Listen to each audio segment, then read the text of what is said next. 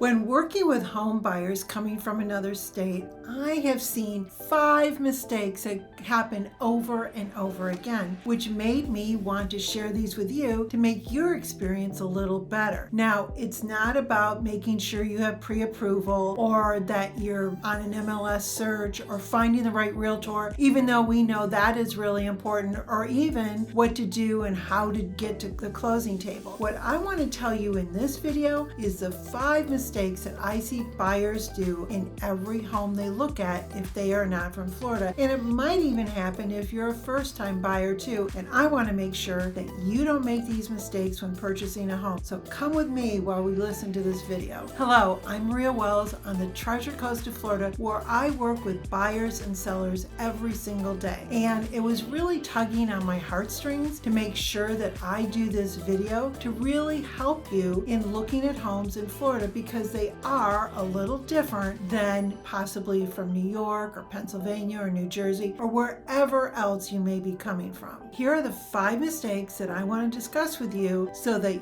you don't make the same mistake as buyers that I have been working with. Number 1, how important roofs are in Florida. I know roofs are important everywhere, and you want to make sure that you have a good solid roof, right? Well, there is a big difference between making sure that you have a roof that is at least 5 years of life or more. So in Florida, your roof, if it's 15 years old, must be inspected and prove that it has 5 more years of life in it. And that's because we've had such a situation with so many roofs being replaced and having to have been paid for by the insurance companies, which is raising our insurance rates to crazy amounts. We'll get it under control, but that's the reason for it. So even if you're here and you say, well, how long should this roof last? And the manufacturer may say 25 to 30 years, that isn't going to matter. You just have to make sure that when you're having that roof inspected, or you're looking at a home and you already know it's sort of end of life, that you consider that when making an offer on a home. The next one I want to talk to you about is the lack of storage in homes. Well, I grew up in Michigan, so I was used to basements and garages that were not attached to homes that had a lot more space than you do in Florida. You really need to think about what you're going to do with all of your stuff. We don't have that kind of storage here. So if you're thinking of moving, it might be really beneficial to you to pare down that home before you decide to come here, because the only storage we have are closets and possibly the garage. Many people think that they can store things in the attics, but let me tell you, it gets really hot up in the attic. So you don't want to store anything other than maybe your hurricane shutters or something that can't get damaged, because in the attic, it is not the place for your valuables or even like your holiday decorations or something like that. So if you're thinking of bringing a lot down and the home you're interested in doesn't have storage, then you need to contemplate what it's going to cost you monthly to have a storage unit to store those things. Next is understanding hurricane protection. Now, you really need to know how important having the correct hurricane protection on your home is. First off, if you have really good quality, it's going to lower your insurance rates, but also you want to make sure that your home is protected should a storm occur. Now, so far in recording this video, we've been very lucky in our hurricane season of 2022. We haven't had any storms even threaten the coast of Florida. But let me give you some terminology to think about when you're looking. So you want to make sure there are storm shutters. And if there are storm shutters, what kind are they? Are they panels? And those are like the metal ones you'll see on windows or doors. Are there accordion shutters, which actually close and lock? Those even are easier and have great protection. Then the granddaddy of the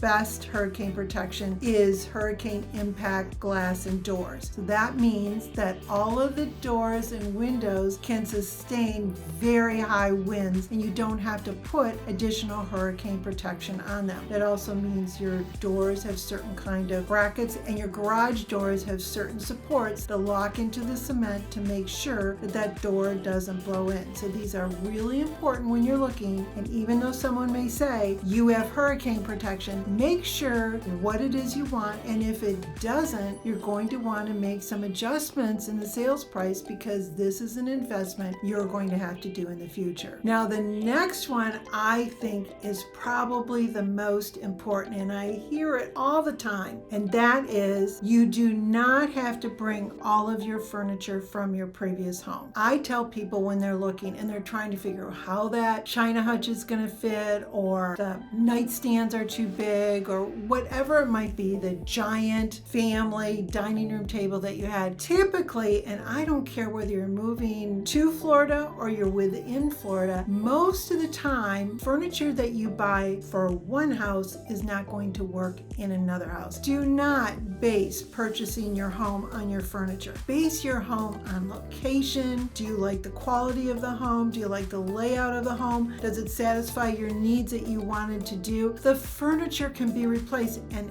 actually, most times people have had their furniture for quite a while, and you can make adjustments. You could take some of it down here, but really think about it, because it's going to be costly to move it, and if it's not going to fit, then you're here and having to decide where you're going to get it. And here's another tidbit. We have some great secondhand stores here, so you don't always have to buy new. You could repurpose furniture or do some creative things in a home, but just think about it. Be thoughtful when you're moving. Do you really need to bring all of that furniture? And as I mentioned before, all of those things that might have to be stored. And the final one that I want to tell you about is people fail to understand our Florida homestead property tax. Now, that is a big advantage, and you can get up to $50,000 off of your property taxes. And I won't get into all the calculation. You might want to watch this video, which will explain it a little more. But here's the great thing. If you want to make this your residence, here's the things you need to remember. You need to live here at least 6 months out of the year. Your car registration needs to be here, your driver's license, and you need to vote here. And once that happens and you can then apply for the Florida homestead tax, you're going to get more advantages than just the discount. It will cap your property taxes to not go over 3% a year. That's huge. Well, I hope that these 5 things really gave you food for thought, and especially the one about furniture. I cannot tell you how many times I hear people trying to figure out their furniture and possibly walking away from a home for it. We have a lot of advantages of living in Florida, and I hope these are really helpful so that you won't make mistakes. And if you have any questions in the meantime, please write them below. I love to hear from you. And if you are moving from out of state, I have great A-rated referrals from around the country, and I'd like to put you in touch with those professionals. And in the meantime, why don't you go with me to this next video where we will see what you need to do to buy or sell your home at the same time. And until next time, see you later.